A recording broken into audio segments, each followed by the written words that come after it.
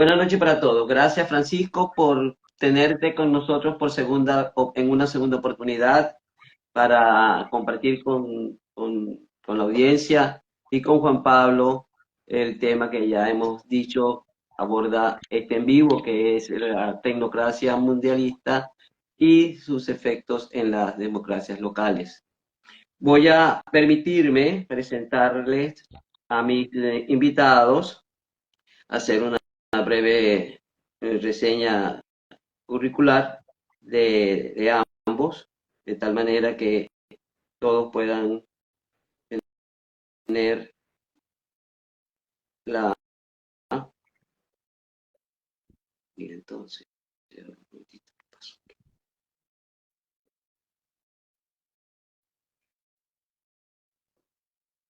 ¿Pasó? No consigo allá, un momentito, discúlpenme. Bueno, Francisco Finol Balsán es politólogo egresado de la Universidad del Zulia, honor summa cum laude en Ciencias y Técnicas de Gobierno por la UCAD también. Actualmente trabaja como autónomo en temas de comunicación política. Y Juan Pablo es también politólogo egresado de la Universidad del Zulia. Ha trabajado en diversas organizaciones como Provea y actualmente está vinculado a una fundación en la ciudad de Santiago de Chile, la Fundación LIP, que busca la formación de jóvenes líderes, que es bastante necesaria esa formación. Bienvenidos a todas y cada una de las personas que se están conectando. La primera pregunta.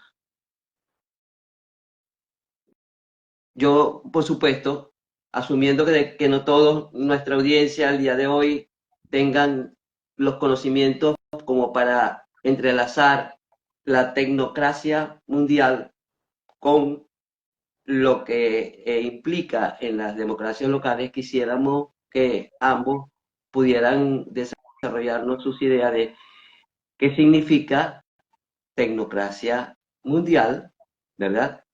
Y cómo esta influencia en las democracias, para después ir profundizando en la vinculación que esta tecnocracia mundial está teniendo hoy a través de diversos documentos que se han ido generando y que pretenden, como dijo muy bien el presidente Milei en su discurso ante la ONU, crear un gobierno supranacional. Entonces, los dejo en la palabra para que ustedes puedan ir desarrollando el tema. Francisco, te escucho. Ok, bueno, para mí, a nosotros se nos suele enseñar que entre más cercana esté la política de los problemas que hay que solucionar, de la gente a las cuales afecta estos problemas, es mejor, ¿no? De hecho, de allí brota lo que es el principio de subsidiariedad, que es que los problemas tengan la capacidad de solucionarse lo más cercano a donde ocurren. Esto que estamos viendo acá es exactamente lo contrario. Es básicamente dejar a merced de 87 burócratas que nadie conoce, que nadie sabe a qué se dedican y que en realidad, y quiero citar aquí al gran filósofo Escotado, Antonio Escotado, forman parte de un entramado y de una organización y de una agenda que fracasa, perdón, que tiene éxito fracasando. Porque estos señores vienen desde hace muchos años con los objetivos del milenio, que no se cumplió ninguno. Antes de que llegara la fecha, metieron lo que fueron la Agenda 2030 en el año 2015, y ahora, antes de que llegue la fecha, están poniendo entonces el pacto de Del la futuro, del futuro, el pacto del futuro, que pacto es, de que es una futuro agenda 2035. 2030 llevada hasta el Sí, 2045 ahora. con esteroides, una agenda 2030 con esteroides. Entonces, al final, estas personas, estos burócratas, estos tecnócratas, están alejando el poder, eh, alejando la capacidad de resolución de problemas de las personas que realmente se ven afectadas por ello, y evidentemente tomando una cantidad de control y una cantidad de recursos que en el mejor de los casos es esto, o sea, sencillamente eh, eh, convierten en más complicado y más complejo la solución de dichos problemas. Tanto así que, si te pones a ver, cada vez, en vez de acercarse a esas metas, nos alejamos más. Pero repito, citando a Escotado nuevamente, esto tiene éxito fracasando. Porque al final, ¿de quién es la culpa? La culpa es de la gente. Y es de la gente a quien se va cada vez más castigando con impuestos, con regulaciones, con todo este tipo de cosas. Entonces, sin entrar ya en el contenido, que hay bastante tela que cortar, esto no es otra cosa, poniéndolo por lo más bajito, que quitarle más poder a la gente, alejar más aún la política de quienes tienen el deber de solucionar sus propios problemas con recursos. Aparte, eso es otra cosa, un tema financiero allí. Entre más manos pasan los recursos, más caros se hacen, porque cada quien se lleva su tajada, ¿no? Entonces, eso también es parte del principio de subsidiariedad en el ámbito financiero. Entonces, nada más partiendo por esa premisa, ya se convierte en algo bastante escandaloso, sin entrar en el Ya. contenido. Juan Pablo, ¿qué nos agregas tú para luego yo hacer una acotación al respecto? Bueno, yo pienso que la Agenda 2030 no es una continuación de los objetivos del milenio, porque cuando tú revisas los objetivos del milenio, que me parece que eran 8, esos objetivos no tenían, no implicaban en sí mismo un proyecto de ingeniería social Claro, que no implicase la participación del mundo desarrollado en los problemas del mundo que no es desarrollado. Entonces, hasta ahí, esa acotación importante a realizar. Luego tenemos la Agenda 2030, que sí es un proyecto de ingeniería social, porque esa agenda sí implica transformaciones económicas, transformaciones de la conducta, transformaciones no solamente energéticas, ecológicas, de distinta índole, sino que esas transformaciones tienen alguna relación directa o indirecta con la conducta, con nuestros patrones de consumo, con lo que hacemos, a lo que nos dedicamos, a las maneras de producción. Entonces allí sí se genera este proceso al cual estamos asistiendo eh, en una fase de profundización más bien. Es decir, yo pudiera diferir en orden de que la Agenda 2030 no está fracasando, se está estableciendo con relativa eficacia. Esto no es fácil porque esto se impone o se establece a países que son muy disímiles entre sí, con tradiciones jurídicas, con tradiciones políticas, prácticas económicas muy distintas. Entonces, la eficacia en el establecimiento de esos objetivos, yo diría que es bastante encomiable, o sea, sí lo están logrando. Otra cosa es que no se logren todos los objetivos todo el tiempo y en todos los contextos. Y otra cosa también importante es eh, que no se logren los objetivos en todos los contextos, en todas las circunstancias, y otra cosa es la profundización también de esa agenda, porque esa agenda, con el planteamiento que nos están trayendo, no solamente es una instancia correctiva de lo que no se pudo implementar para, o no se va a poder implementar para el 2030, sino que trae consigo enmiendas que son correctivas de lo que no se pudo implementar y de lo que se va a implementar a futuro. Entonces estamos ante un avance en ese sentido. Bueno, escuchaba a Agustín Laje y él está hablando de que este es un proyecto que viene desde el año 2015. La Agenda 2015 se plantea, la Agenda 2030, 2030 se plantea en el 2015 y que tiene 17 objetivos. pero no solo 17 objetivos, tiene 169 metas, metas que probablemente ninguno de los que estamos aquí, o muy pocos de los que estamos aquí, conocen en detalle, y que ha servido de base y que ha sido parte de un proceso que comenzó con la convención del Cairo, con la Conferencia Internacional de la Mujer muchos años antes, y que inclusive ha llevado a que organismos como la OEA y organizaciones iberoamericanas hayan creado nuevos derechos humanos, ¿verdad? Sin consulta a nadie. O sea, porque esta es una agenda que se supone va a influenciar a todos nosotros y ninguno de nosotros hemos sido consultados, sino que 100 burócratas se reúnen en la ONU, la, la establecen, la dan a conocer a los gobiernos y exigen que cada uno vaya asumiendo unas cuotas de participación en esas mismas agendas. Obviamente, no todos los países tienen las mismas culturas y no todos los países se muestran tan complacientes en implementar la agenda como sí está sucediendo en muchos países de Europa, donde ya se han legislado inclusive en materia de procesos de derechos reproductivos, y se habla de la teoría de género, la perspectiva de género, donde ya hay legislaciones que se han llevado a cabo. Pero realmente yo coincido allí con Francisco, que yo creo que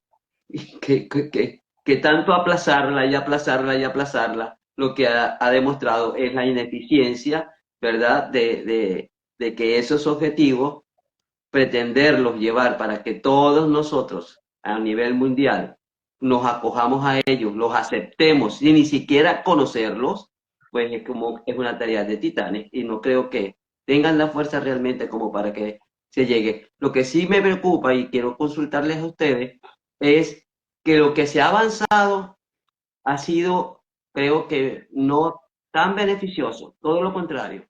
Se han utilizado los puntos más débiles para, o sea, más débiles y más cruciales en términos de natalidad, por ejemplo, donde se han hecho avances que a todos nos afectan. Ah, Francisco. Yo quería pedir la palabra para responderle algo a Juan. Con respecto a la primera parte, concuerdo ciertamente en que a partir de la Agenda 2030 es que se nota un giro más enfocado en todo lo que es la ingeniería social, donde ahí donde se arrecia todo este ideario y toda esta puesta en práctica. Pero, por otro lado, el predecesor de eso son efectivamente los objetivos del milenio. No existiría la Agenda 2030 si no existe el objetivo del milenio, porque efectivamente todo este tipo de agendas de control, incluso si nos vamos a los nazis, que es un caso que siempre es muy citado, todo es progresivo, es radicalización progresiva. Siempre te comienzan con algo que todo el mundo puede aceptar, que parece perfectamente razonable, y por eso ahí paso a la otra parte y también abordo el otro punto, que tienen éxito, efectivamente, como Juan dijo, porque yo también pienso que tienen éxito, pero tienen éxito fracasando, que es otra cosa. Porque sí tienen éxito, porque efectivamente, como Juan dice, se está aplicando con mucho éxito, con mucho rigor, el nivel de expansión y de aceptación que tiene por parte de los gobiernos es masivo. El nivel de desinformación que existe en la gente es terrible. Tú le preguntas al 90% de la gente, estoy seguro que nadie sabe qué carajo es, pero eso también es parte de su éxito, de su fracaso éxito. Y cuando tú lees los objetivos, fracasan en los objetivos. Pero, irónicamente, y por eso cito mucho esto de tener éxito fracasando, pero en las metas sí las cumplen, pero fracasan en el rimbombante objetivo. Porque cuando te hablan de, por ejemplo, el objetivo número 1, que es pobreza cero en todo el mundo, es una cuestión tan fácil, en 15 años todo el mundo sabe que eso no es posible lograr. Y entonces, es ahí la trampa, porque como no es posible de lograr, al final ellos van a alegar que es por culpa de la gente. Siempre lo hacen y al final quien paga los correctivos es la gente. Pero es que las mismas políticas que ellos aplican, tratando de aplicar estas metas transversales para todo el mundo, que ya también hay un error metodológico brutal, son empobrecedoras. Por ende, tienen éxito las metas, pero fracasa el objetivo de pobreza cero. Porque si tú te pones a ver el tipo de política, y si nos vamos con uno de los objetivos, pasamos todo el día aquí. Pero por poner el ejemplo de la pobreza, ¿cuáles son las metas? Si te pones a ver, todas van más dirigidas hacia lo que es el tema de la igualdad. Y todos sabemos muy bien acá, al menos acá en este espacio de gente más razonable, que la igualdad no necesariamente es prosperidad y eliminación de la pobreza. De hecho, casi todo forzamiento de la igualdad termina en igualación, pero hacia la pobreza. Porque la Correcto. riqueza no es decretable. Y el estadio normal, de hecho, es la pobreza. Entonces, si nos vamos a lo que es hambre cero, que tiene mucho que ver con esto, hay más hambre en el mundo actualmente que hace unos años atrás. No que antes, pero que hace unos pocos años atrás, porque efectivamente los sistemas productivos se están deteriorando. También cuando lo metes con el objetivo 13, por ejemplo, el de la acción climática, que parte de ejemplos loquísimos, como de que hay un consenso mundial y todo el mundo acepta el cambio climático antropogénico, cuando efectivamente no es así. Y te lo dictan y te lo imponen desde esa tecnocracia global permeando hacia los gobiernos, como si estuviese aceptado y como si todas las personas hubiesen puesto de acuerdo y comienzan a poner en práctica políticas públicas que nos afectan cotidianamente la vida Correcto. a todos por la decisión de estos tipos, que al final lo que están haciendo es promoviendo, dando incentivos a negocios de los amiguitos de ellos, Correcto. en detrimento de los otros que no son tan amiguitos de ellos. Entonces, como te digo, se va a hacer muy largo si nos vamos objetivo por objetivo, pero por eso es que yo hago bastante énfasis. Estoy de acuerdo con Juan en que efectivamente sí tiene mucho éxito en nivel de implantación, totalmente, lamentablemente, pero por otro lado, ese fracaso también les da la justificación, ese fracaso en el objetivo rimbombante, bonito, de colorcito, es lo que les da a ellos la razón, entre comillas, para apretar los tornillos y avanzar hacia ahora el pacto del futuro, como efectivamente avanzaron desde los objetivos del milenio, que eran una cosa súper adorable, a la Agenda 2030. Ese es el grandísimo detalle, a mi juicio, ahí. Bueno, fíjate algo. Yo creo que el gran fracaso es que no hay conciencia, la humanidad no tiene conciencia, claro, es premeditado. Esto es premeditado.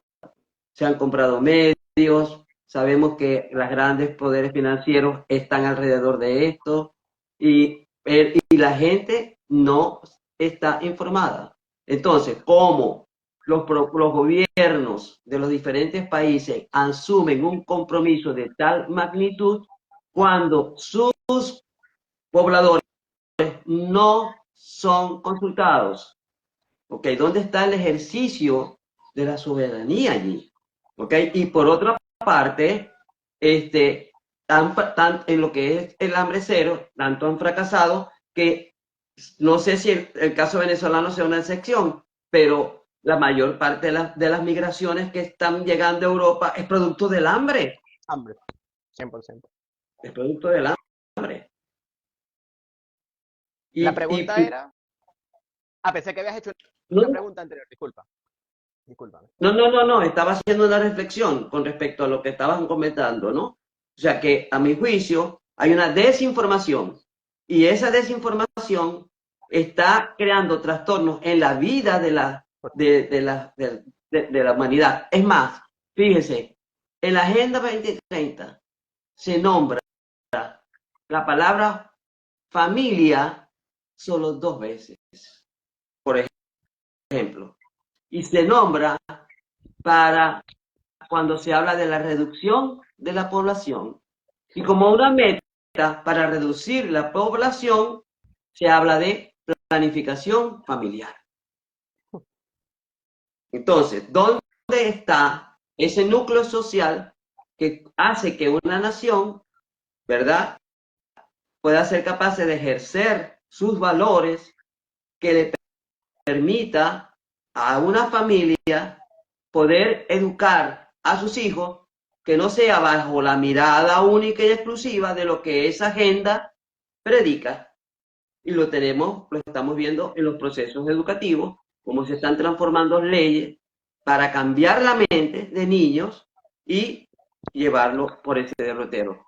Una, una encuesta que hizo Gallup para Estados Unidos dice que la generación Z, o que también llamada para mí generación de cristal, el 22% se percibe,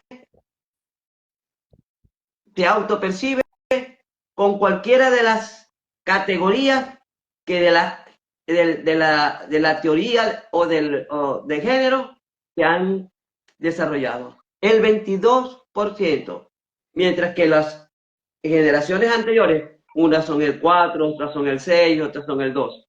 Entonces, imagínense una población que va por ese derrotero, qué posibilidades, qué futuro le espera al mundo cuando en Europa la tasa de crecimiento, porque no hay niños que son reproducidos, porque no hay reproducción, porque no la tasa de vida es muy alta, pero no hay un crecimiento consono con, con lo que se espera que sean los que vengan adelante y que son los que impulsan el desarrollo de esos países. No hay cómo.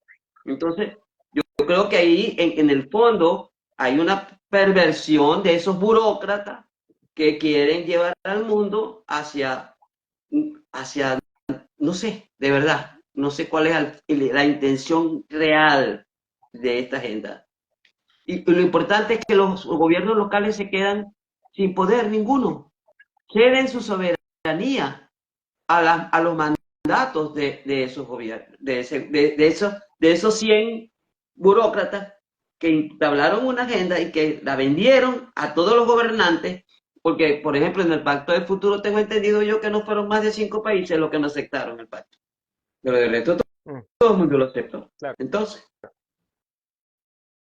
mi pregunta es, ¿cómo ven ustedes que un país, sea cual sea, y su democracia, que se supone que demos es gobierno del pueblo, ¿verdad? Que se ejerce a través de una soberanía que un Estado lleva a cabo, puede abstenerse de impulsar políticas distintas a las que están en esta agenda? Bueno, pero Mi pregunta. esta agenda no viene de la nada, o sea, la agenda tiene un espaldarazo moral en las actitudes y en las ideas que también predominan en la intelectualidad. O sea, Pero la intelectualidad no es la mayoría, la intelectualidad son unos poquitos. no, bueno, no, pero no importa, pero es de ahí de donde se gestan y se promueven las ideas. Muy poca gente realmente, cuando recibe, porque, a ver, nosotros todavía estamos en el paradigma de la instrucción, por más que se quiera decir otra cosa. Entonces, cuando tú desde niño, en la educación primaria, la secundaria y luego la universitaria, te repiten, te forman y te adoctrinan en una moralidad, porque la Agenda 2030 también tiene muchas connotaciones morales. O sea, la tecnocracia que estamos viviendo, que tiene un sesgo ideológico claro, está revestida de una legitimidad moral que se la da el cientificismo y el nuevo hombre y las nuevas conductas. Entonces, el nuevo hombre, guiado por sus nuevas conductas, con la brújula moral, con una brújula moral nueva, no tradicional, está guiado hacia otro tipo de imperativos. Por ejemplo, a mí no me sorprende, como tú comentaste, que la Agenda 2030 no mencione a la familia y cuando la menciona es para mm, hablar de planificación de la natalidad. ¿Por qué? Porque el mundo contemporáneo y las nuevas generaciones no están tan enfocadas en la familia como las precedentes. La célula fundamental de la sociedad que es la familia, que eso se nos venía repitiendo constantemente, eso puede responder a la generación por lo menos de los 60, de los 60, 70, 80 quizá, pero eso ya deja de responder necesariamente a la generación de los 90 y a las que le siguen.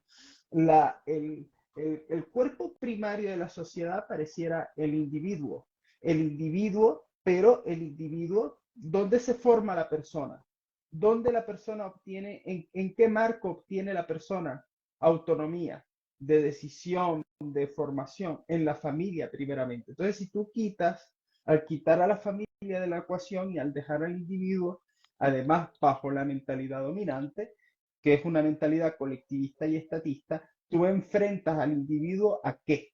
Enfrentas al individuo a la sociedad, pero en una visión donde el individuo que tiene derecho a todos los hedonismos y a todos los placeres del mundo, porque la necesidad se convierte en un derecho, ese punto ya lo habíamos tocado antes, contradictoriamente, ese individuo no deja de ser un engrane o un organismo más dentro del aparato social que lo supera y que, y que incluso ontológicamente, ya aquí entramos a un discernimiento antropológico, es legítimo y es válido que ese individuo se subordine a la sociedad.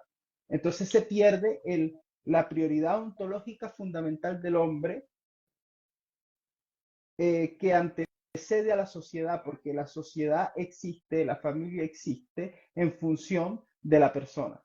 Entonces, con esta nueva individualidad que se impone, se establece finalmente o se pretende fijar un individuo que sin respaldo en la familia, que sin respaldo en la propiedad y en los espacios de autonomía frente al poder es más débil.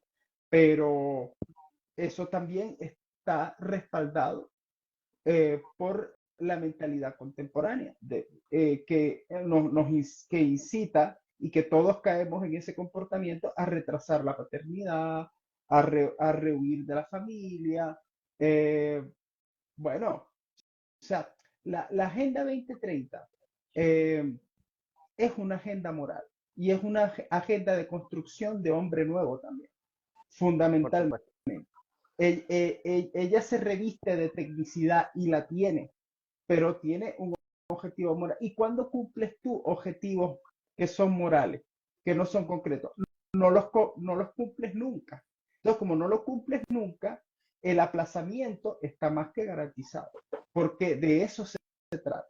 Es la respuesta, o sea, la Agenda 2030 es una respuesta tecnocrática del mundo moderno, eh, donde la norma y la técnica, porque el mundo moderno es nomotécnico, reemplazan los usos, las tradiciones y las costumbres, porque eso no sirve, hay que construir una cosa nueva. Y esta mentalidad es una mentalidad que no es nueva en la humanidad, pero es una mentalidad de construcción de arquetipos, es una mentalidad de reingeniería social, que nos hemos enfrentado varias veces a eso, pero ahora tiene el respaldo de la tecnología, de la comunicación y de la ciencia para poder imponerse. Eh, y por donde yo lo veo, eh, sí se logra imponer con eficiencia.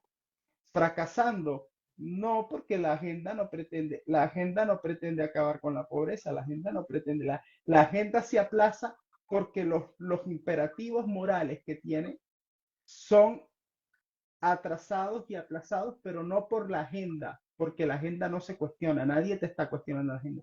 Se aplaza por los atavismos que están impresos en el propio hombre y que vienen, no sé, de la historia, puede ser, de la historia, de la conducta, de la tradición, de donde venga. Pero eh, atacar la agenda desde un punto de vista de su eficiencia y del cumplimiento de sus objetivos no me parece que sea el discurso que se deba asumir para atacarla, sino que ella debe ser atacada desde su propia concepción. Para atacar la agenda hay que irse a la filosofía, para mí, y a la moral. Porque Yo estoy de acuerdo si te va... contigo. Perdón, perdón, disculpa. Sí, dale. Pensé que habías terminado. No, dale. No, yo estoy bastante de acuerdo contigo. De hecho, creo que en todo caso tenemos una diferencia, será semántica, porque al final, tú también al final que acabaste diciendo lo mismo, porque ellos explícitamente te están diciendo que quieren acabar con la pobreza, que después su, su, su raigambre moral sea otro y su objetivo real sea otro, pues es cierto y estoy completamente de acuerdo contigo. Ahora, donde sí difiero es en el tema de atacarla. Yo creo que hay que atacarla de todo el punto de vista.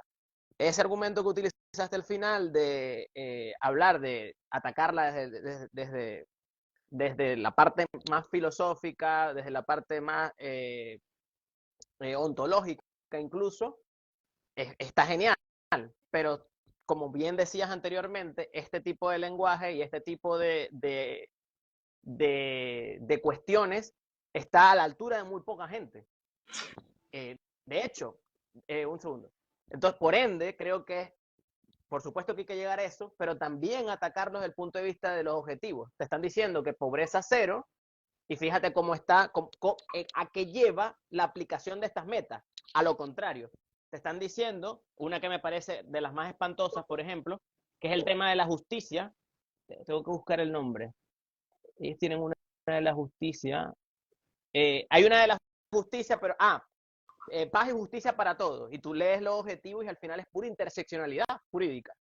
Entonces, al final rompen con una de las cosas que realmente son de los grandísimos logros de la humanidad, te diría yo, que es la igualdad ante la ley.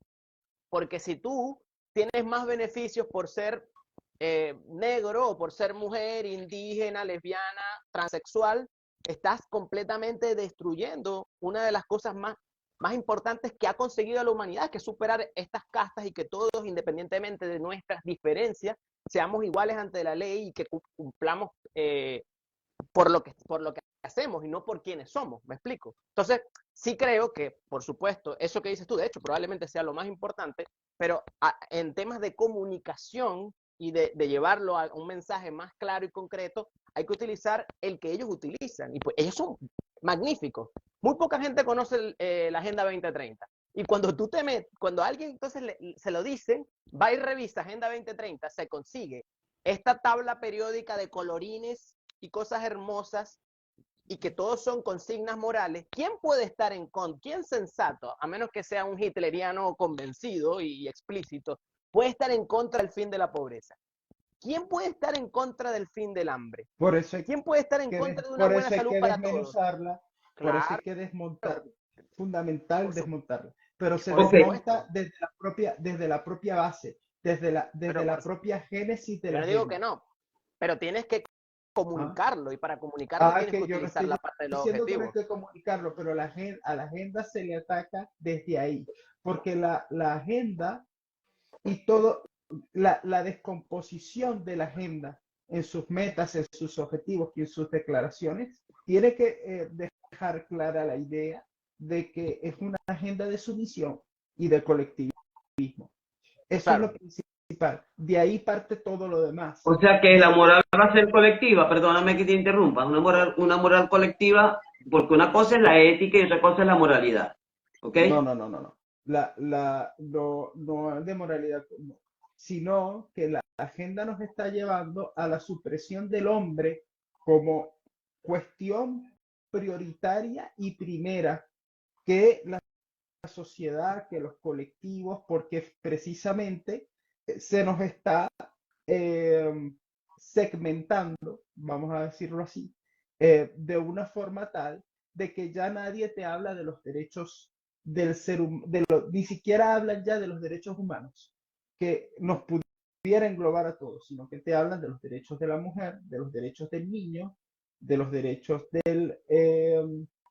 de las comunidades, de las minorías raciales o sexuales o las que fueren. Es decir, y no es que no haya especialización en el derecho, sino que estamos ante una nueva concepción del derecho donde la libertad de la persona y su autonomía no es lo importante, sino que nosotros entendemos sí o sí a la persona en una implicación etaria, social, económica, racial, étnica, sexual y largo, etcétera. Entonces, esa concepción nueva acaba con el Estado de Derecho y con una tradición jurídica basada en la persona como el sujeto primero de esa tradición.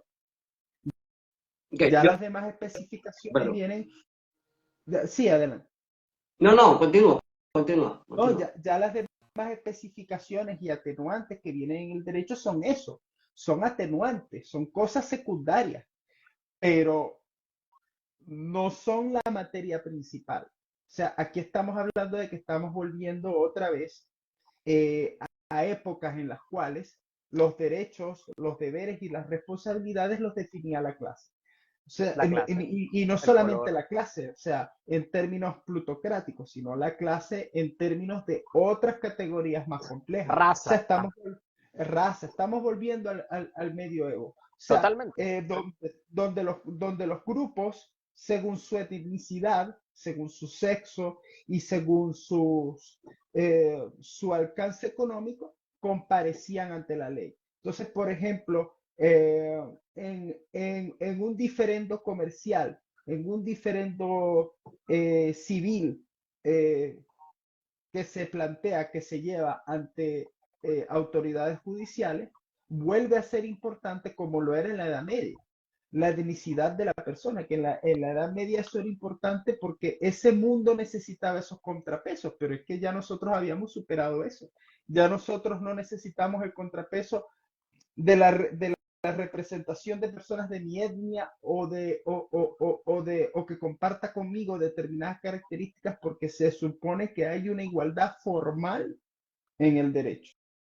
Y ahora nosotros estamos perdiendo eso. Y esto se explica en términos prácticos.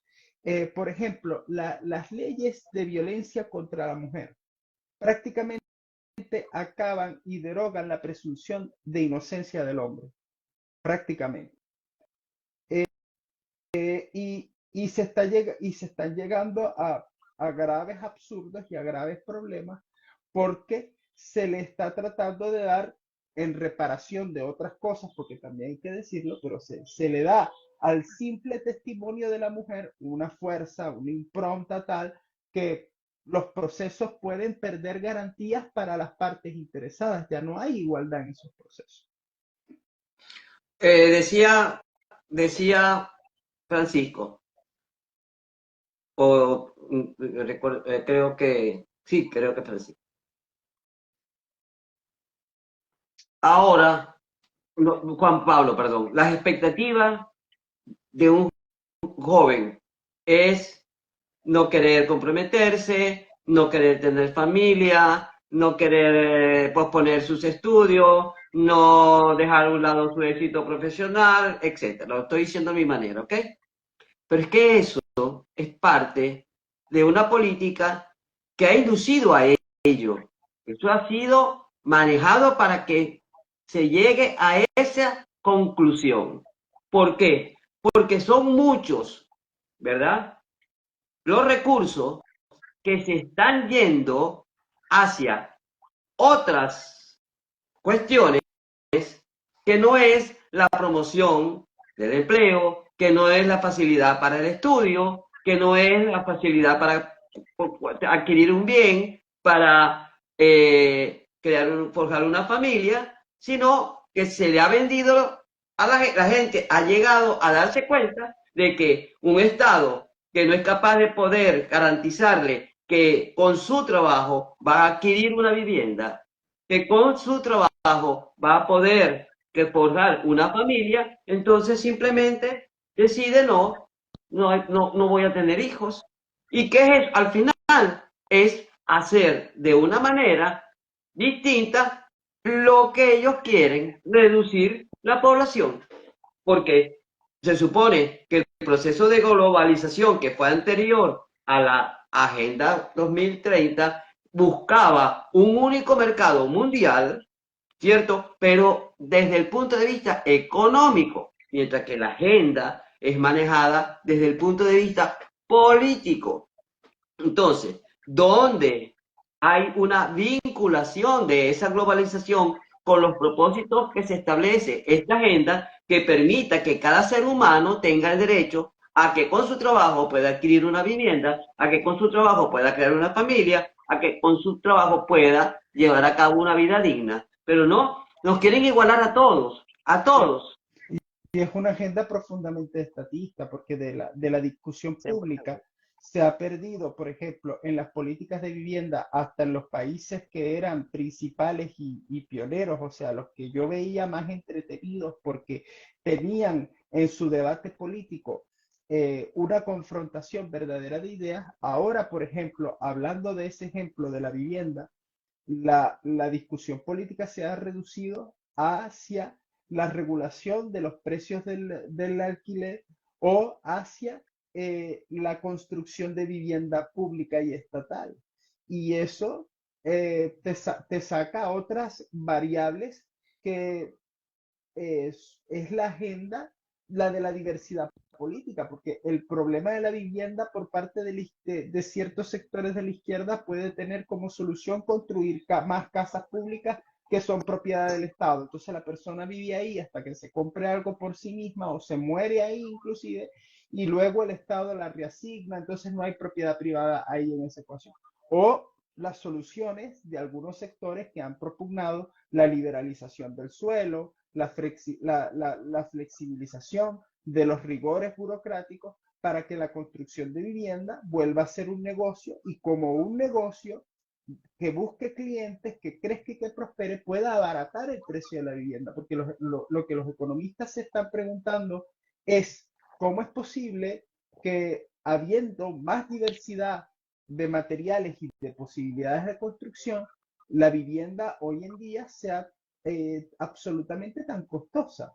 ¿Y por qué es tan costosa? Por el negocio político del suelo y No, por la totalmente. hiperregulación del suelo. Pero el tema de la regulación del suelo ya no está en la agenda pública. En la agenda pública está que el Estado dé una casa, o que el Estado subsidie entregue una renta universal garantizada, porque la persona desde que nace tiene derecho a que se le dé un dinero.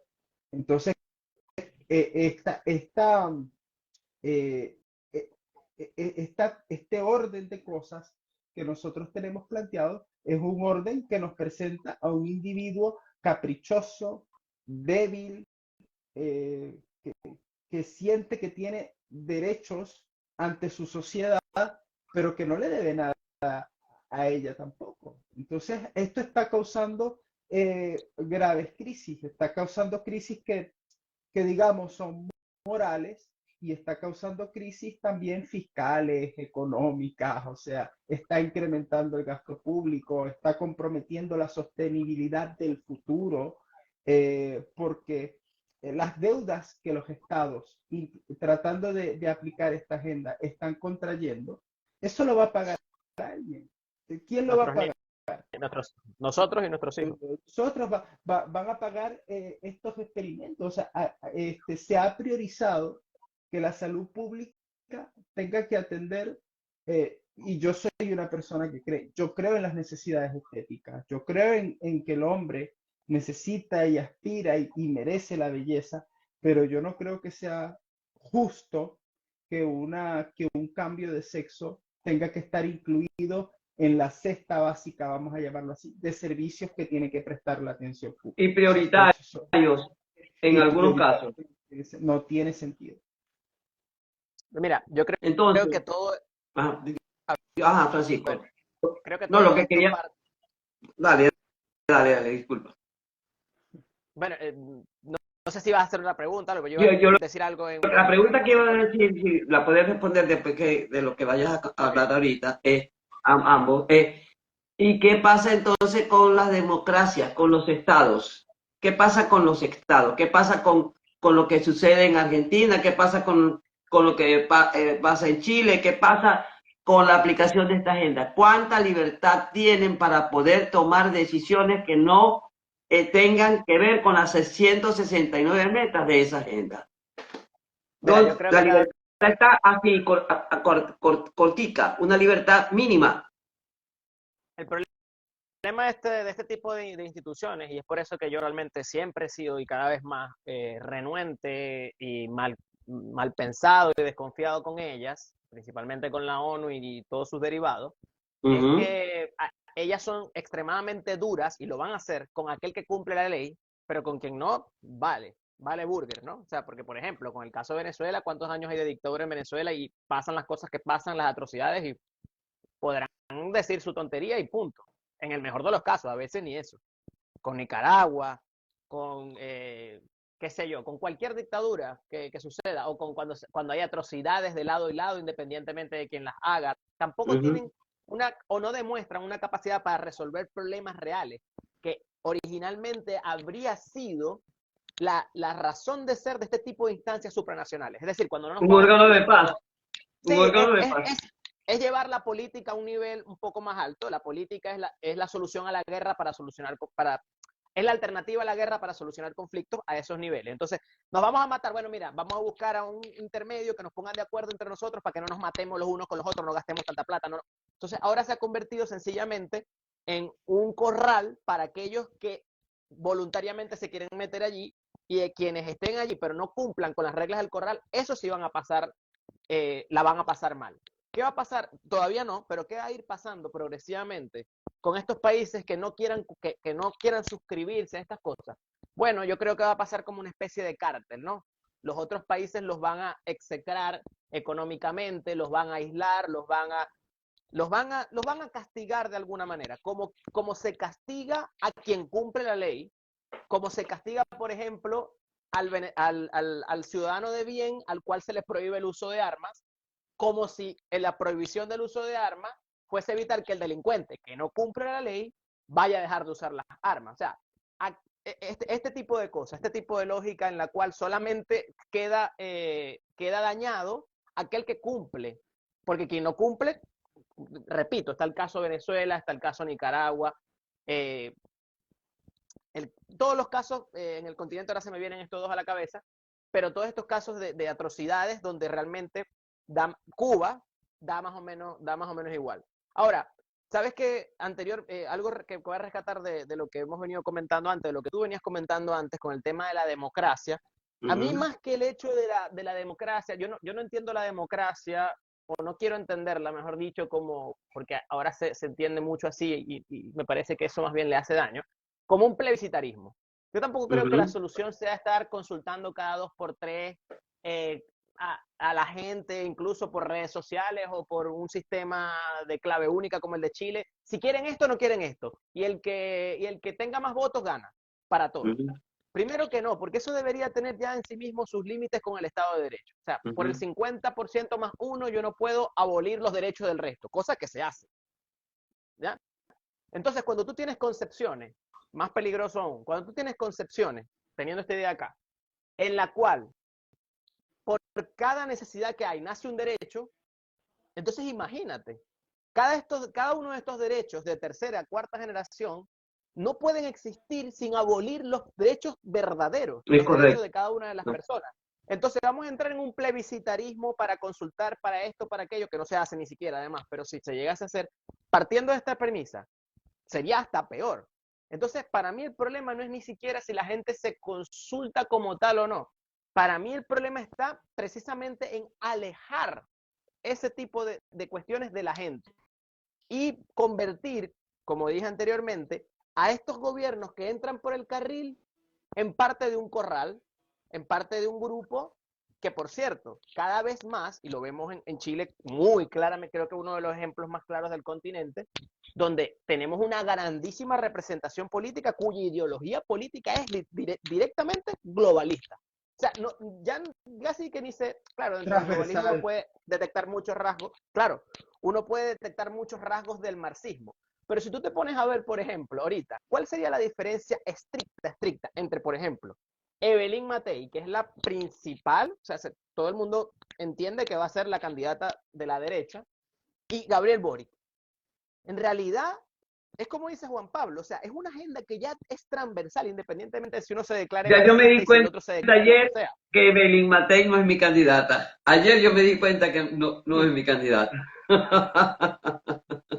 Entonces se ha convertido en algo transversal, independientemente de si se consulte o no se consulte. Yo creo que el problema está en la pérdida de la soberanía, pero no en términos de consulta, sino en términos de derechos y en términos de cumplimiento de las constituciones que están para proteger a esos derechos en los ciudadanos del gobierno, pero es que ni siquiera ahora va a ser del gobierno, sino que no lo va a poder proteger del supragobierno. Por cierto, ahora que hablas de las constituciones, si un país tiene una constitución y por encima de ella se establece una agenda, ¿qué pasa con esa constitución? A ver, Lo que pasa es que como, ¿cuál de las dos cosas se privilegia? ¿De la Esa es la agenda constitución, o la pero constitución? depende porque el constitucionalismo moderno privilegia muchísimo los acuerdos y los tratados internacionales. El Ah, entonces. constitucionalismo moderno ha incorporado en los textos que los derechos que no se enumeran en la Constitución, si tienen un desarrollo posterior más perfecto y de mayor alcance en tratados y en convenios internacionales, esos tratados y esos convenios constitucionales son parte de la Constitución misma, tienen ese grado. Entonces, aquí, con este planteamiento, seguramente pudiera ser corregido, pero en términos prácticos se está subordinando el derecho local al derecho internacional que se está configurando. Entonces, claro, ¿qué tiene esto? Que el escrutinio del poder tú lo tienes demasiado lejos.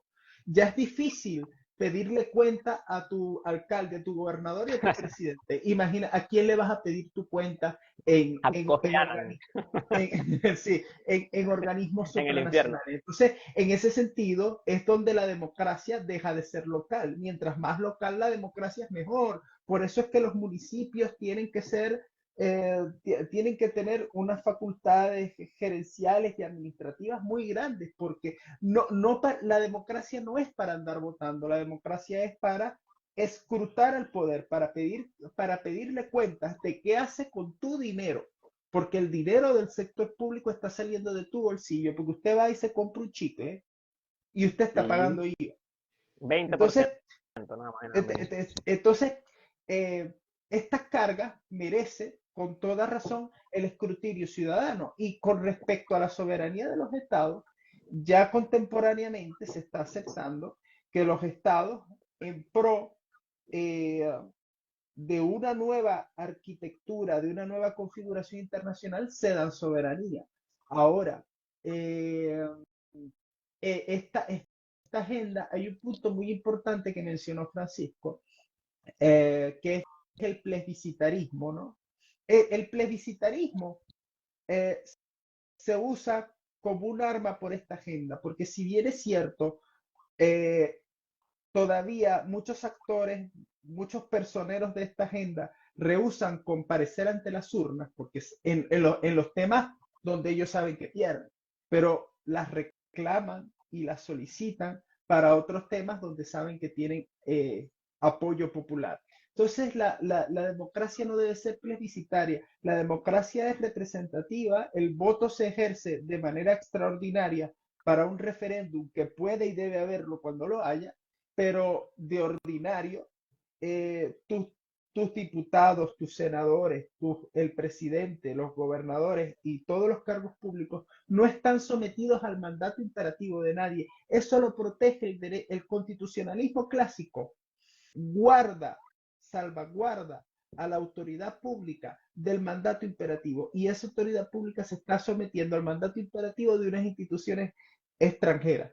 Entonces aquí es donde se plantea una confrontación directa entre qué? Entre el derecho tradicional, el derecho constitucional tradicional, mucho más orientado hacia la persona, y también hay algunas tendencias que son un poco gremialistas, pero vamos a englobarlo todo en derecho tradicional, vamos a llamarlo así, frente al nuevo derecho internacional, donde el derecho internacional no se reduce a tratados, concordatos, formas de buscar la paz, sino que el derecho internacional se está preocupando por tener un carácter dispositivo, es decir, por obligar a los estados y subordinar a los estados al punto de que la legislación internacional prevalece sobre legislaciones que son locales. Entonces, esto ya desdibuja absolutamente todo límite, toda razón y toda forma de poder escrutar y escudriñar en el poder y limitarlo, por supuesto, que es lo más importante. Entonces, ¿cómo queda el desarrollo hacia futuro? Explíquemelo. ¿Cómo se compagina el desarrollo con los objetivos de estos pactos? Yo creo que De esta, si se de llega esa tecnocracia que impone a través de ese cientificismo que dice Juan Pablo en una agenda y qué pasa entonces con el desarrollo. ¿Seremos más pobres cada día? Okay. Mira, lamentablemente yo creo que sí, que vamos a ser cada vez más pobres. Y yo te voy a decir una cosa, yo creo que ya que efectivamente ya ese proceso se viene dando desde hace mucho tiempo. A mí hay un ejercicio en términos prácticos que me gusta hacer, y es que si tú te pones a ver, por más pobres que fuesen nuestras familias, porque yo creo que todos venimos, Uh-huh. en Venezuela yo creo que la mayoría de la gente viene del extracto más bajo, ¿no? Ha ido un poquito superándose, al menos hasta mediados de los años 90, principios de los años 90. Por más pobre que fuese tu familia, si tú ves la casa a la que podía acceder mi abuelo siendo muy pobre para mantener a sus 4 hijos y a su esposa con su sueldo, era mucho mejor que la que podemos acceder ahora a los profesionales. Hay un meme por Totalmente de ahí acuerdo. que se ha hecho muy famoso, que aparece, por ejemplo, en 1970, ¿no? Y aparece una casa muy grande, así como tipo americana, con 2 pisos, sus jardines, un hombre, una mujer y 4 niños, y 2 autos, ¿no? Y después pasa los 70, una casa más chica, un hombre, una mujer, un niño y un perro, y un auto. Los 80, un hombre, una mujer, un niño en un apartamento. Los 90, un hombre, una mujer y un perro. Y poner los 2000, 2 mujeres y un gato en un apartamento. Y poner los 2010, 2 mujeres y un gato. Y poner el otro lado 2 hombres y otro gato compartiendo cuarto en un apartamento. Yo sé que evidentemente esto es una simplificación, esto es una caricatura, de hecho es un meme, pero no le falta razón. O sea, ahorita por más profesionales y a veces, y te digo una cosa, estoy seguro, conozco a Juan y sé que es así, y en mi caso es así. La mayoría de nosotros somos profesionales, pero más allá de ser profesionales, ejercemos nuestra profesión, pero por otro lado tenemos emprendimiento, matamos tigres y lamentablemente nosotros no podemos equiparar en términos reales los niveles de vida que tenían nuestros padres. ¿Ya? ¿Qué te quiere decir eso? Y nuestros abuelos. Por más acceso a la comunicación que hay ahora, por más de que ahora tenemos llamadas a larga Uh-huh. distancia y todas estas cosas que nos quieren decir que por eso ahora Uh-huh. tenemos entonces mejor calidad de vida, ¿no? Uh-huh. Tenemos peores alimentos también, que ya es un tema más escabroso en el cual no voy a entrar, pero es algo que también es objetivo. Eh, sí, ¿qué te quiere decir eso? Que la manera de entender el mundo y de hacer política y de actuar la sociedad de antes de eso era la que generaba realmente desarrollo y eso se traducía en calidad de vida para las personas.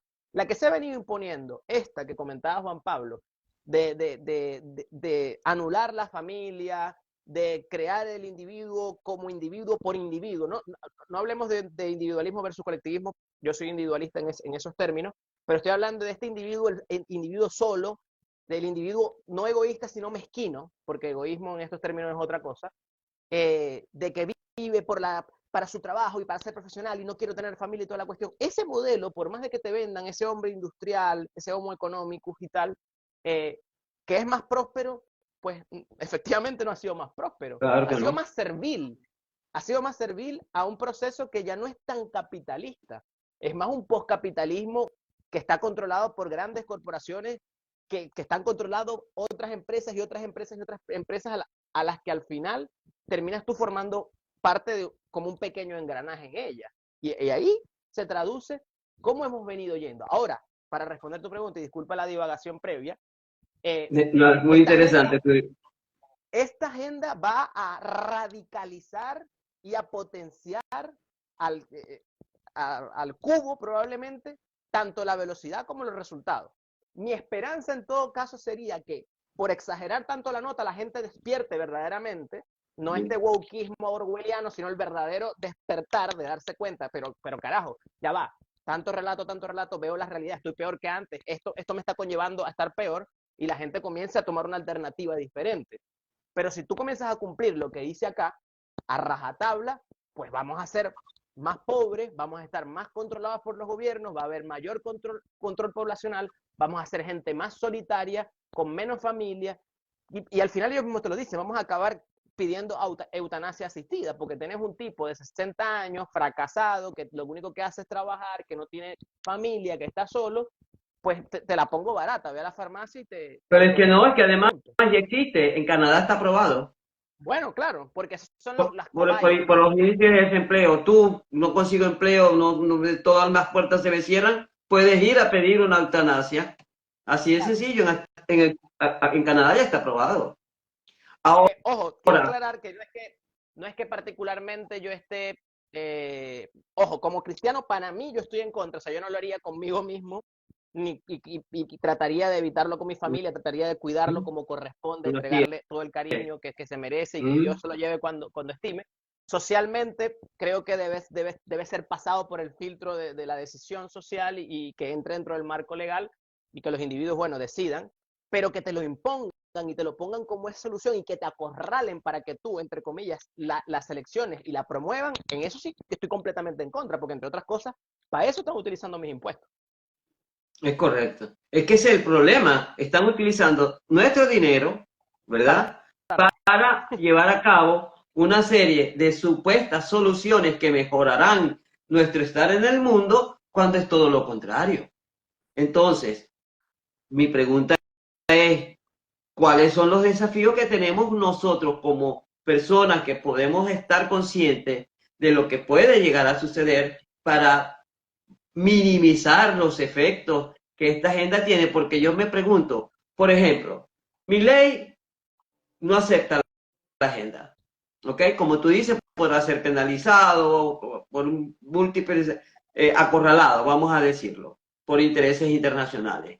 Pero es que resulta que ya no es una cuestión ni de derecha ni de izquierda, no es de cuestión de derecha ni de izquierda, porque muchos de los países que estaban ahí en la ONU, hay países de todas las tendencias, y fueron muy poquitos los que se opusieron a ella. Entonces, se trata de qué hacer para que entendamos que estamos siendo siervos, estamos viviendo la Edad Media, donde los políticos gobernantes de este mundo están siendo siervos y nosotros esclavos de una élite tecnocrática y además de una financista como George Soros.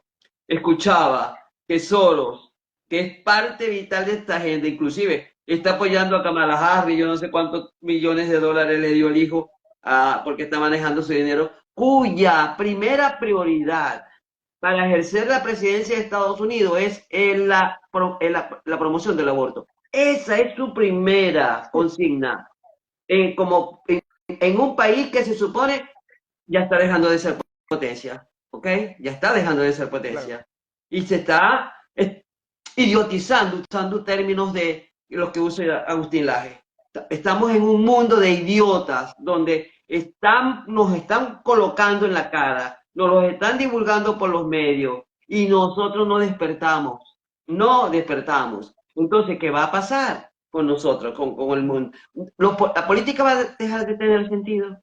Si al final todos van a ser títeres, porque si llegara a ganar Milei unas próximas elecciones para poder lograr lo que él espera que Argentina, revivir la Argentina, el que venga va a tener, estoy segura que se va a coger. Yo pienso que Entonces, ¿dónde está la esperanza? Denme un mensaje de esperanza, chicos, que yo creo en ustedes. Denme un mensaje de esperanza que me pueda decir a mí. Hay que seguir luchando para que por lo menos concientizar a la gente, que la gente no está leyendo, la gente no está claro, escuchando. pero bueno, bueno, en primer lugar, el cambio político casi nunca depende de la gente, o sea, el cambio político depende de las oligarquías. Totalmente. Y el poder es un cambio y un balance de oligarquías que en todo caso son apoyadas o no por la gente. Pero yo pienso que sí hay una contestación a la Agenda 2030 que sí se refleja en las propias oligarquías dominantes también. No todo el mundo que tiene dinero y que tiene posición y que preside naciones, corporaciones o instituciones internacionales importantes está de acuerdo con esta agenda, por más de que sea una agenda poderosa, aplastante, con vocación de hegemonía, que es muy clara. Eso no quiere decir que la vida sea tan monolítica y tan simple. No, Totalmente. eso por una parte. Por otra parte, los movimientos políticos, intelectuales, que son revisionistas de estas cosas, están proliferando eh, con mucha facilidad, de manera muy efervescente, y además Muy son eficaz. movimientos que están creando mucho contenido, están creando eh, están creando desde sus distintas instancias material de difusión, teorías nuevas, están revisándolo absolutamente todo y ese es el primer paso. Nosotros es verdad que estamos en que nos tocó vivir una etapa donde la fortaleza de estas ideas y su dominio son muy graves e importantes, que se atenúan con otras cosas que no vale el caso comentar, pero eso no significa que eso no vaya a cambiar, pero eso es un cambio que como siempre ha sido en la humanidad, una transición de una etapa a otra siempre ha sido muy lenta, muy magmática como el magma va lento, pero el magma no sé si estaré usando el término correcto, el magma es corrosivo, es poderoso, arrasa lo que venga, bueno, pero es lento. Entonces, en ese sentido, yo no daría por terminada el asunto porque eso nos haría fukuyamistas en un cierto punto, Sí. eso nos haría también marxistas en un cierto punto, como de que el mundo va hacia un telos, hacia un horizonte, está predestinado, está programado para ir a eso y eso no es conocer al hombre. Nadie puede saber hacia dónde va el ser humano como individuo, menos puede saber hacia dónde va la sociedad. Lo que sí es fundamental e importante, y eso no puede ser tan lento, es controlar el poder, escrutarlo, hacer contraloría del ejercicio que los gobiernos hacen sobre sus atribuciones. Y hoy fue mi ley y no sé cuántos países que se opusieron a esa agenda. No Mañana llegaron van a a ser 5, ¿oíste, Juan Pablo? bueno, no Pero está importa, pero no llegaron bien, a Miguel 5. tiene mucha más influencia que muchos de estos tipos. Sí, pero Ujú. en la próxima Asamblea General de repente son 10 y y Por en la eso, que le sigue 15. Es todo, es un movimiento. No creo además que castiguen, no, yo no veo a la Argentina en un escenario, tampoco veo escenarios donde exista un interés punitivo, precisamente porque todavía no se ha desarrollado esa por parte. ahora. No, Claro, no, es que yo no se estaba ha hablando de... desarrollado. No hay manera de sancionar a una nación que denuncie un tratado, o no hay manera. El Brexit es un ejemplo de cómo se intenta, pero eso no ha funcionado. Eso es muy difícil. Entonces, esa realidad, porque la realidad se impone a lo que sea. Entonces la fuerza de la realidad y la contundencia de los hechos se va a imponer sobre un derecho internacional que no puede, sin abocarnos a una guerra, tener elementos dispositivos, sancionatorios y punitivos que puedan sancionar un país por determinadas cosas. Por eso, entre otras situaciones, es hasta peligroso delegar determinadas responsabilidades en organismos internacionales que tú no puedes escrutar.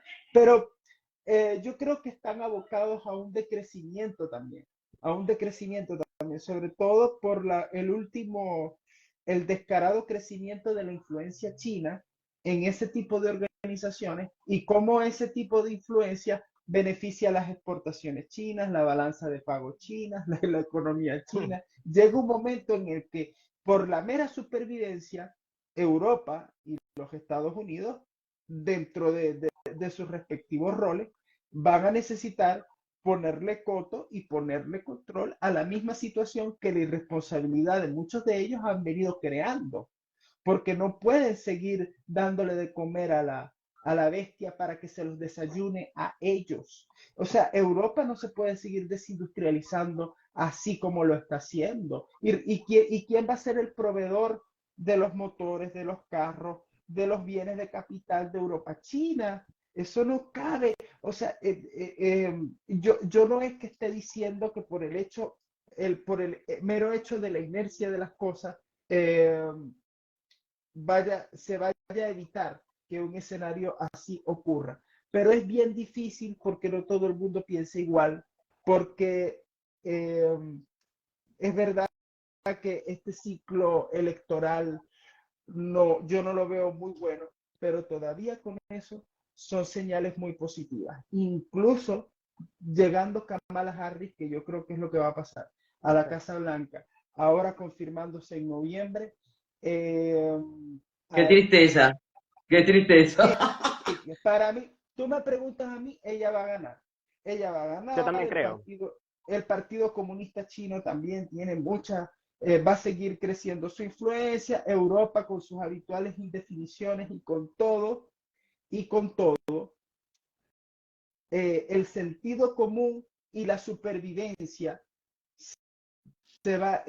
tiene que imponerse en algún momento. Entonces, en ese sentido, no es que no se vaya a imponer esta agenda, pero va a ser contestada, va a ser contestada. Ojalá y sea contestada con la suficiente fuerza como para que no nos las impongan, que ahí es donde está la clave de todo eso. Bueno, voy con mi parte. Yo quiero aclarar que mi reflexión fue en base a que esto se lleve a cabo, ¿no? Lo que veo que va a ocurrir si se lleva a cabo. Y que también va en base, cuando hice la reflexión temporal, de que ya poco a poco se nos ha ido metiendo. Es correcto. Acuérdense que la izquierda siempre ha sido muy granciana y ellos, si bien nada más tenían poder en un sector del mundo, el cual incluso perdieron luego en términos fácticos, ellos sabían que tenían que ir al asunto cultural, permear las universidades, permear todo el sistema, la música, las películas, la poesía, todos esos Todo. inputs externos sin el filtro de la conciencia para llenarnos la cabeza, tenernos los idearios, las categorías, los arquetipos conformados según su propia moral. Y luego verter allí la sustancia que se adapte a ese molde mental que ellos han venido creando, es la política que ha venido luego. En esos términos, creo que si se aplica esto, vamos hacia un decrecimiento económico, hacia una época dura.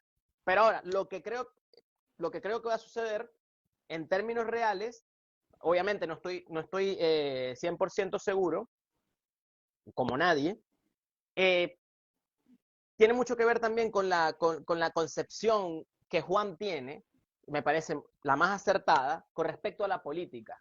Ese tema de creer que la política viene de las masas, la política son oligarquías, al final, ¿no? Son las personas, los pequeños grupos que toman las decisiones, los pequeños grupos. Es que es una cosa paretiana. O sea, en el mejor de los casos, el 80% de las personas vive del 20% del recurso y el 20% de las personas vive del 80% del recurso. Y dentro de ese 20 se aplica otro pareto. O sea, que al final es como que el 1% o el 2% de la gente se lleva por delante casi el 79% de los recursos generales, ¿no?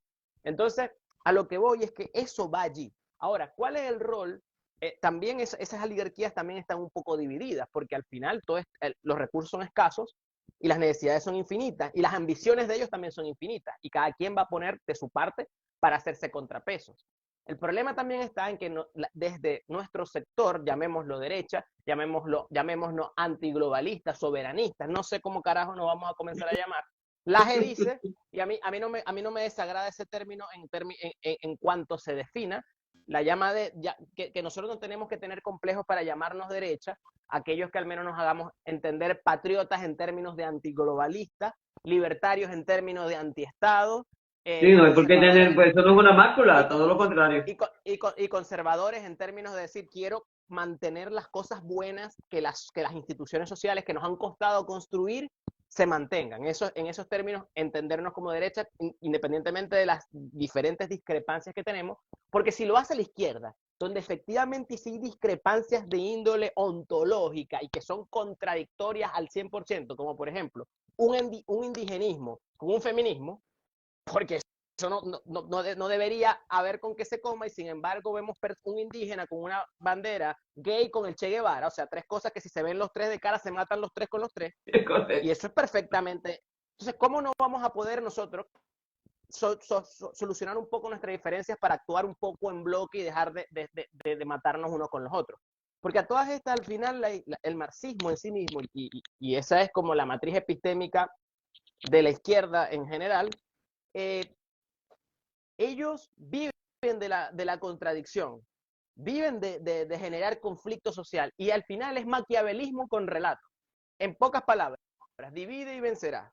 Y al final, nosotros tenemos que mantenernos un poco unidos. Creo que la otra reflexión, el rol de nosotros, tuyo, mío, de Juan, es que en esas pequeñas áreas de influencia que nosotros tengamos, no corrompernos, decir la verdad con ímpetu, tener paciencia para el debate, formarnos, por supuesto, y volver a la verdadera comunidad. Es decir, conocer gente como nosotros. Otro de los grandes desastres y desafíos que nosotros tenemos que solucionar es hacer ver que efectivamente las redes sociales no son el planeta, no son el mundo. Y no, a mí yo lo veo mucho porque, por ejemplo, yo manejo todo tema de comunicación con temas políticos bastante polémicos, y tú ves en las redes sociales todo el odio y tal, pero tú sales a la calle y eso no se refleja igual. ¿Me entiendes? Entonces lo mismo sucede. Si nosotros, pero si tienes gente aislada que solamente vive de redes sociales, se queda dormido con el teléfono acá y se despierta con el teléfono acá, él entiende que el mundo es así, esa es la actitud que él comienza a asumir. Pero si nosotros rompemos eso, nos relacionamos entre nosotros, vamos a la iglesia, por ejemplo, vamos a hacer el deporte, hablamos con nuestros vecinos, nos comenzamos a ocupar en lo que podamos de los problemas a los cuales tenemos acceso, ahí nosotros vamos a tomar por los cuernos la realidad, que es la verdadera realidad que nos están haciendo intentar obviar y que nos va a comer si no la asumimos como tiene que ser.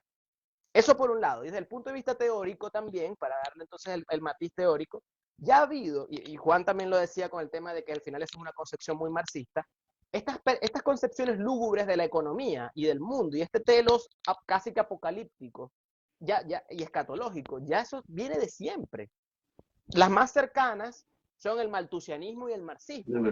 El maltusianismo decía que, bueno, que la brecha de crecimiento económico, mejor dicho, la línea de crecimiento económico era más lenta que la línea de crecimiento poblacional, y que eso sucedió en diferentes momentos de la historia, y que cuando eso colapsa, la sociedad colapsa, hay un bajón poblacional, ya sea por una guerra, o por una hambruna, o por una peste, o por lo que sea, y eso se vuelve a equilibrar. Eso, con el crecimiento económico que produjo el capitalismo originario, eso desapareció porque la producción, el factor innovación, que no está en la cabeza de nadie hasta que sucede, cambia las reglas del juego y nos otorgó niveles de crecimiento y de calidad de vida y de desarrollo social que nunca antes eran vistas.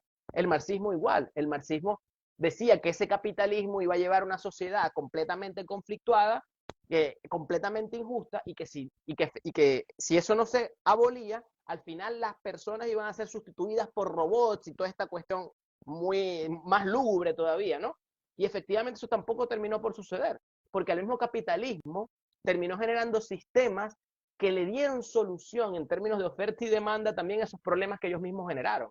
Entonces nosotros probablemente también estemos con todos estos factores de la realidad, actuando sobre esto, y que efectivamente ocurra ese cambio. De hecho, no hay que imaginárselo demasiado. Ya el capitalismo, Juan también hablaba de eso anteriormente, ya el capitalismo y ya el mercado está generando soluciones a estos problemas, pero hay una intención política tratando de ir contra esas propias realidades. Y yo creo que en ese caso, ese ímpetu de esos pocos que tiran del mundo, de la carreta del mundo, se va a terminar por imponer también.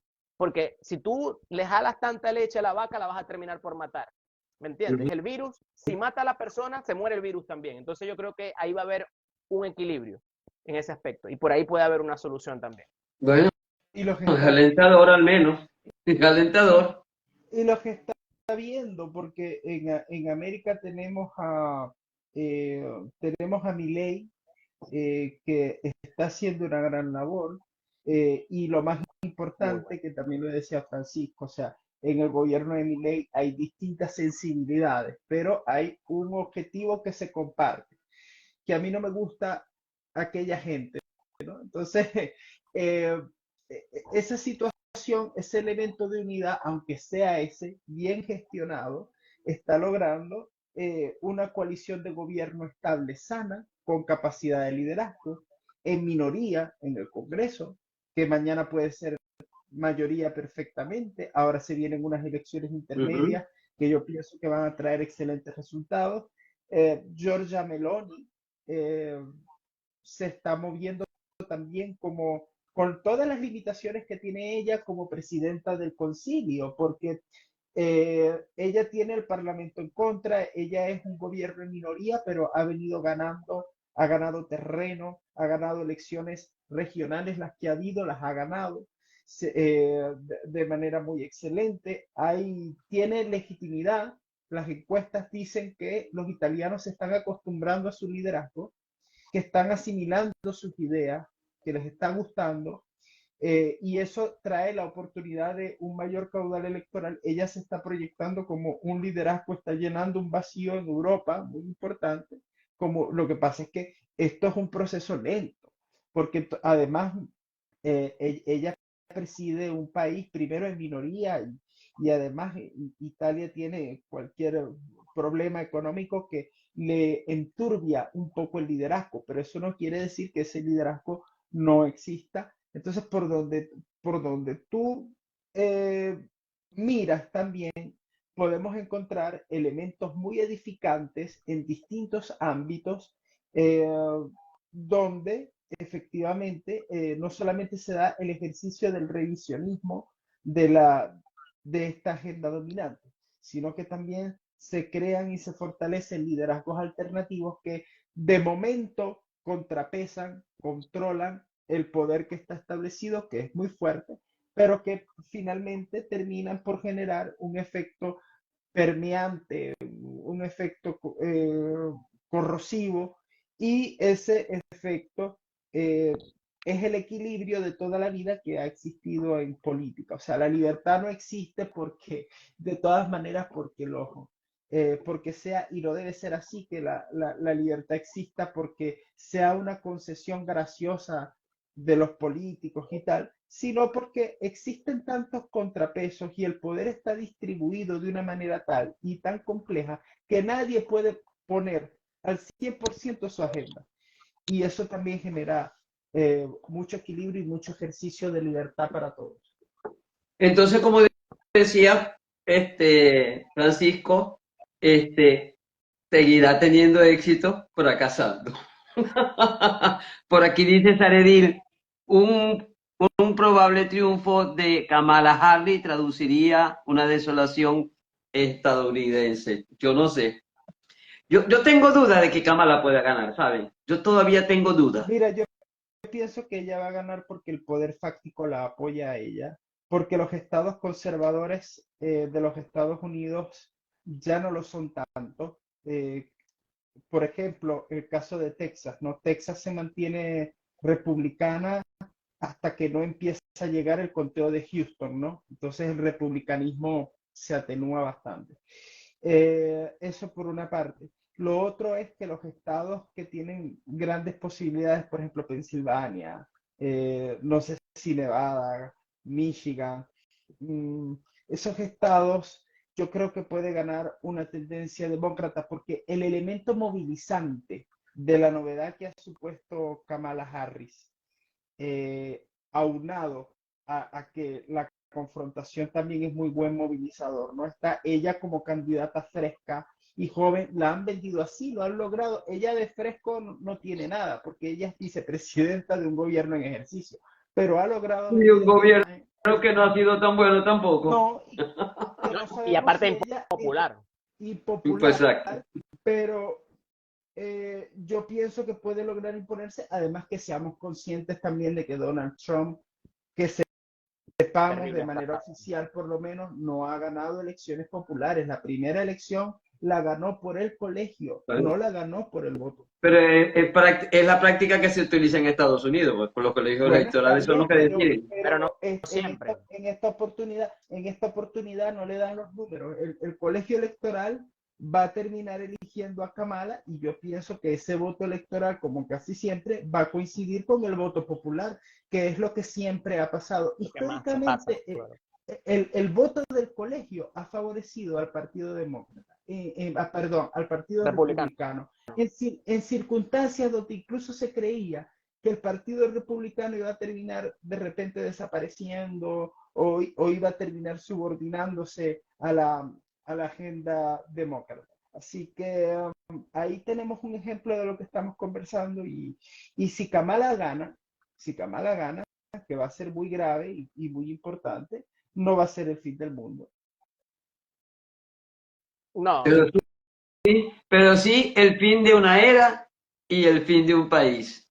La hegemonía norteamericana se está perdiendo velozmente. Y cuidado y no se siga perdiendo.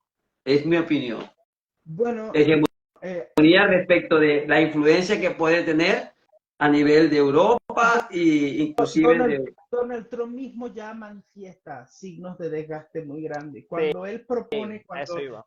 cuando J.D. Vance propone, por ejemplo, que el dólar pierda fuerza frente a las demás monedas como un mecanismo para poder evitar la acelerada desindustrialización de los Estados Unidos y poder combatir con China, ahí te está diciendo Estados Unidos, esta carga es muy pesada, ¿no? Esta carga es muy pesada, me cuesta mucho dinero, muchos impuestos, muchos esfuerzos políticos.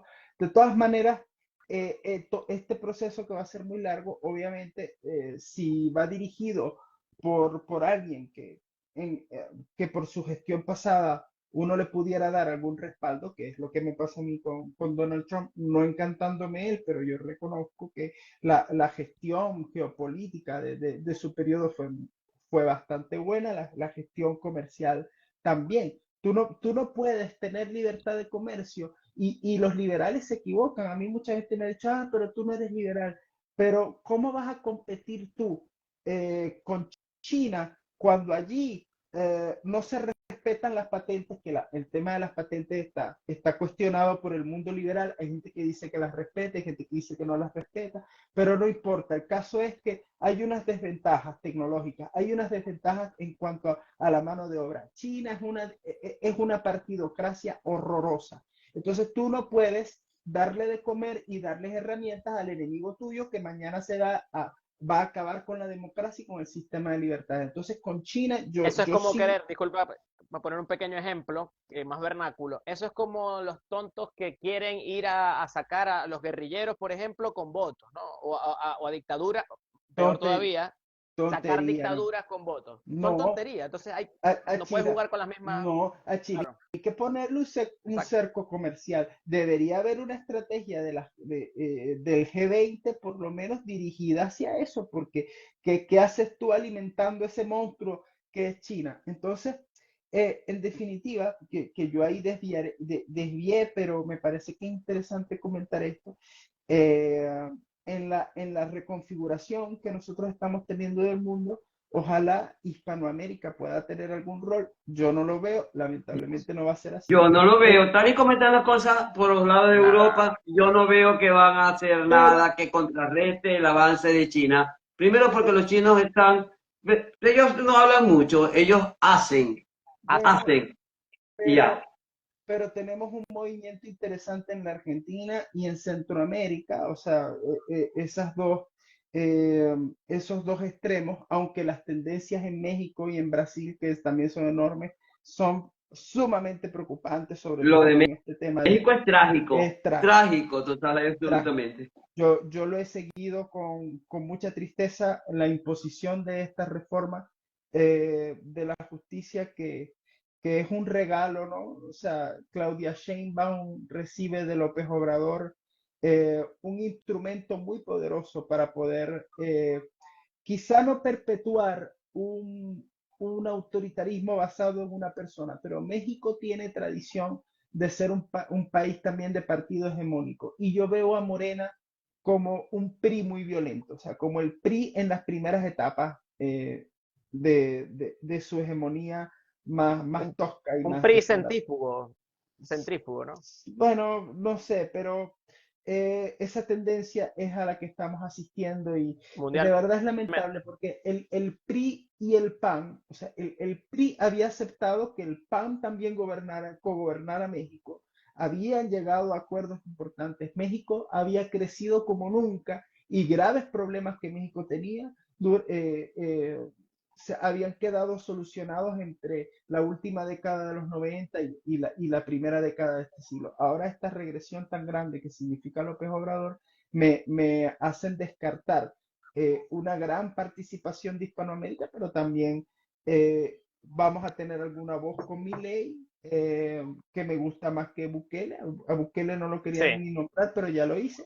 No me gusta para nada ni a mí. Bukele, pero sí Milei.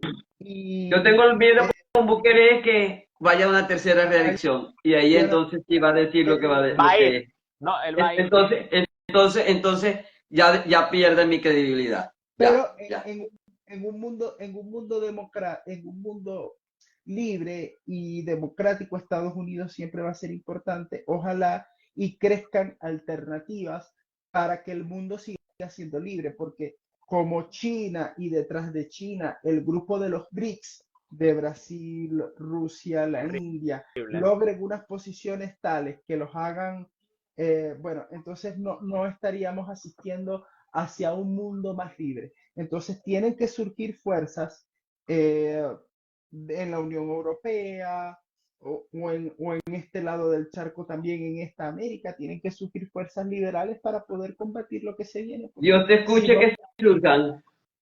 bueno, porque si no se nos va a montar un totalitarismo que ni Orwell pudo haberse imaginado. Va a quedar como un cuento de lo más pueril, que de paso lo era.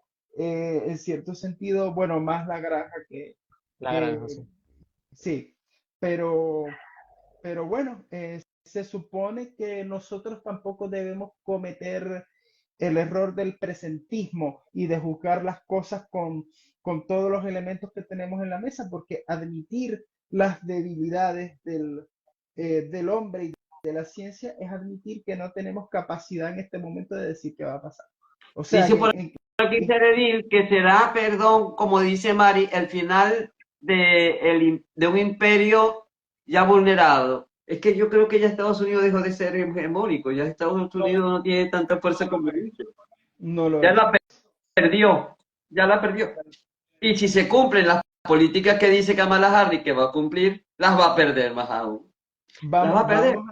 vamos a ver qué va a hacer Kamala y a qué presiones tiene. A mí lo que me Kamala preocupa Harris responde a una elite del Partido Demócrata, donde a mí, está involucrados los Clinton, donde están involucrados a, a- a mí, a mí lo Obama que me y su mujer. preocupa, Y, a mí lo que me preocupa es Soros, responden a Soros directamente. bueno, no sé, a mí lo que me preocupa de es Estados más, Unidos es, ¿sabes? ¿Qué dijiste? Responden a. A Soros directamente.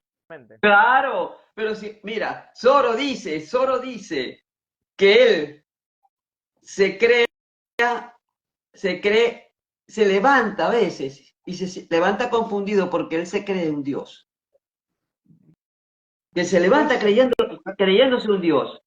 Y ahí a la mí no me gusta, razón por la cual él es el abanderado de toda esta contienda, de a mí querer con su a mí al dinero comprar conciencias, ¿verdad? Porque a- muchos de los políticos de hoy son financiados por la Fundación de Soros. no, Es que el tema es ese, es que el tema no es que solamente Soros viéndolo como mi villano favorito. No, Soros no. tiene organización, tiene cualquier infinidad de organizaciones y entretejidos y personas que todo, que al Claro, final, como pero no también asume solamente, Juan Pablo, es pero no una solamente él, y me parece que un oligarquía muy poquito, poderosa. me parece como demasiado también atribuirle a él tanto, a su no, pero persona. Ahí debe, no, yo lo digo por todas las cosas que bueno, maneja, pero todos los Es entretenores la que hay detrás de cabeza, todo. ok, es la cabeza, no, es la cabeza. O sea, lo que quiere bueno, no decir es que sé es si la es la cabeza. cabeza, pero Es no, pero correcto. a lo que quiero ir es que lo triste de todo esto es que el Partido Demócrata y el Partido Republicano, tú siempre podías ver en esos dos partidos a la Variedad. sombra tras del poder, podías ver variedad, podías ver Ahora no. diversificación de actores, podías ver a los sucesores que a veces eran muchos, a veces eran pocos. Ahora tú no ves Tú nada. O sea, tenías, por ejemplo, hace unos años atrás, tenías, por ejemplo, a John McCain sentado de un lado y al otro ¿Mm? lado a Ron Paul, por ejemplo, ¿no? y al otro lado, Y ahora era tú del Partido tienes. Republicano. Y ahora el Partido Demócrata ha designado, ha nominado una candidata tramitaron la A nominación, dedo, pero no la eligieron a dedo. a A dedo, porque dedo. O sea, lo de Biden fue una treta, fue una estratagema que eh, usaron para meter eso fue, A Kamala, que no la es- iban a elegir.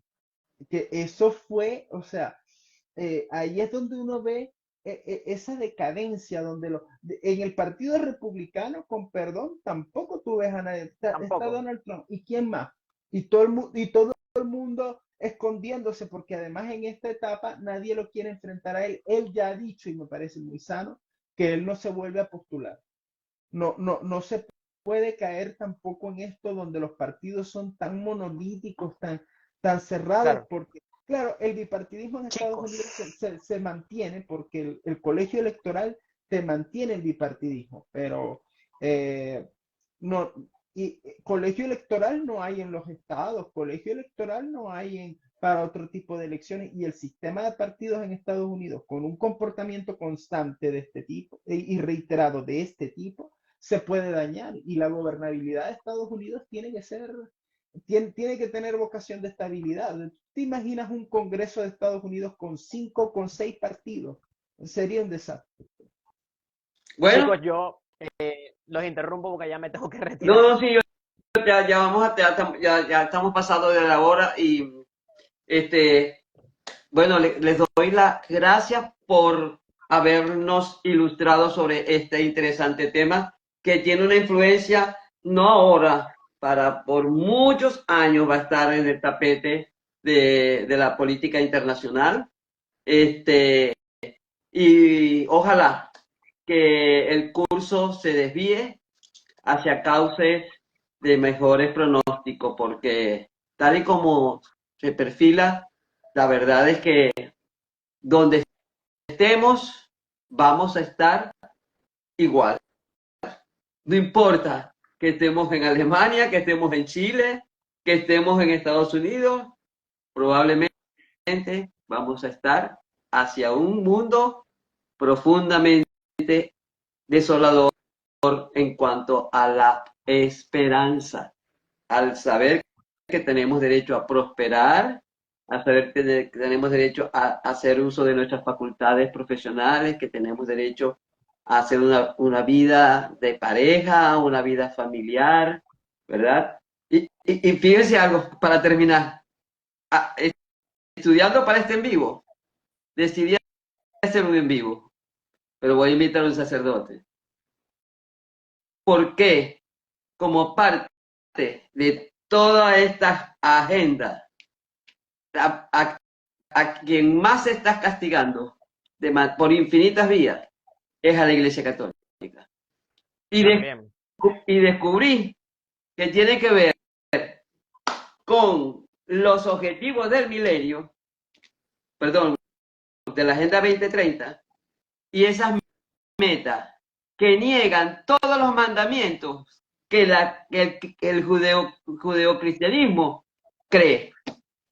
Y allí viene el satanizar a Israel en la guerra, porque son dos que están en guerra, pero lo satanizan a Israel. Pareciera que los otros son víctimas. No, ambos tienen responsabilidades. Claro, pero es que al final es la simplificación típica marxista, ¿no? O sea, Es de un correcto. oprimido y un opresor. O sea, y al final es Exacto. mucho más fácil de comunicar eso que cualquier otra cosa. No, y sin Así que, marxismo, cuando hay dinámicas de guerra, ese discurso se impone y hay que tenerle Claro, porque cuidado. que la propaganda, a ver, el discurso, ¿por qué digo marxista? Porque al final el tema palestino está muy Sí, sí, sí, tomado por te, los líderes te- te marxistas, lo pero al entiendo, te final, lo entiendo. claro, pero el marxismo en general tiende a ser también tan fácil de comunicar porque sus mismas premisas dialécticas simplificadas tienden a ser también muy fáciles de adaptar a los principios básicos de la propaganda y de la publicidad. O sea, marxismo y gebelianismo pegan perfectamente. Bueno, dice pues César señor, Edith, felicidades para todos y esperemos un mundo más ontológico y más gestaltista. Gracias, muy, Edith, por habernos acompañado. ¿Se quieren despedir? Bueno, muchas gracias, sí, María, muchas gracias. por la oportunidad.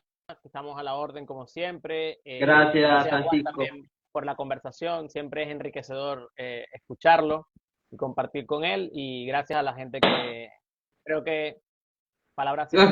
Explotó un globo aquí.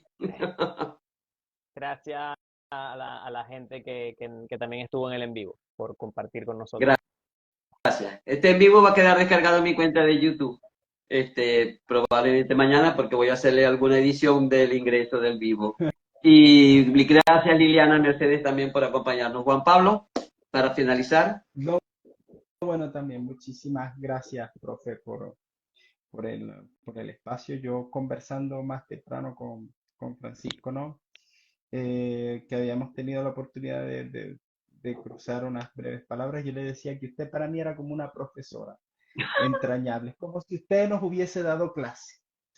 Entonces, por eso era muy importante nosotros poder estar aquí reunidos y tener esta conversación. Gracias por confiar en mí y los voy a invitar. Yo sé que Francisco también tiene su compromiso, pero más adelante, si es posible, Francisco, en un mes nos vuelves a acompañar por aquí No, mire, para... usted avíseme nomás, o sea, no se corte, Ok, consúlteme y si yo puedo, a mí me ok. gustan estos espacios, entonces Bueno, siempre hago lo posible por interactuar. tenerte con Juan Pablo es un cierre mágico para mí. Pero no me torture, De conclusiones. no me torture poniéndome todo el tiempo con Juan Pablo. Okay. Te invito en solitario y los invito a los dos. Ya he lidiado con él mucho tiempo ya. Dice ser espectacular, ambos ya conocía a Juan Pablo. Bueno, gracias a todos, muy agradecida, que Dios les acompañe, que tengan un feliz fin de semana. Mañana vengo, pero vengo con numerología, a descifrar códigos de vida. Buenas noches. Chao, que esté bien. Hasta luego. Chao. Muchas gracias. Un abrazo, Juan Pablo. Un abrazo, Francisco.